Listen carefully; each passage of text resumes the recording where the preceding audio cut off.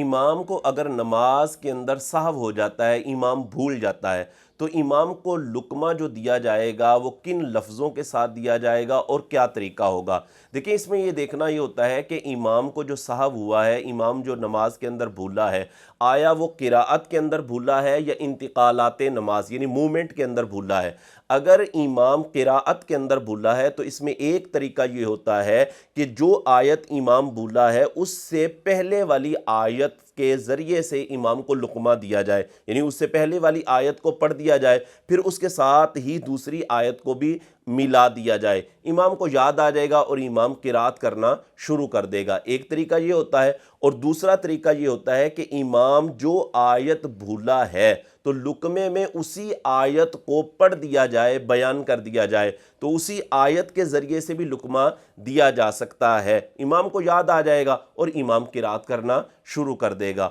اور اس میں تیسرا طریقہ یہ ہوتا ہے کہ امام اگر کوئی سورت پڑھ رہا ہے اور کسی آیت کو وہ بار بار پڑھتے جا رہا ہے اور آگے اس کو یاد نہیں آ رہا، تو تیسرا طریقہ اس میں یہ ہوتا ہے کہ آپ کسی دوسری سورت کا بھی امام کو لقمہ دے سکتے ہیں، اور وہ دوسری سورت امام اگر پڑھنے لگ جاتا ہے تو اس میں بھی کوئی حرج نہیں ہوگا، نماز بالکل صحیح ہو جائے گی۔ تو اگر قراءت میں غلطی ہو تو اس کا طریقہ یہ ہوتا ہے، اور اگر انتقالات نماز کے اندر یعنی مومنٹ کے اندر ایک رکن سے دوسرے رکن میں آنے کے حوالے سے امام کو سہو ہوا ہے، امام بھول گیا ہے، تو اس میں لقمہ دینے کا طریقہ یہ ہوتا ہے کہ آپ سبحان اللہ کے ذریعے سے لقمہ دے سکتے ہیں، یا پھر تکبیر یعنی اللہ اکبر کے ذریعے سے امام کو لقمہ دے سکتے ہیں، جیسا کہ صحیح بخاری حدیث نمبر 684 میں بھی اسی چیز کو بیان کیا گیا، اور صحیح مسلم حدیث نمبر 949 میں بھی اسی چیز کو بیان کیا گیا ہے کہ امام کو اگر سہو ہو گیا ہے تو آپ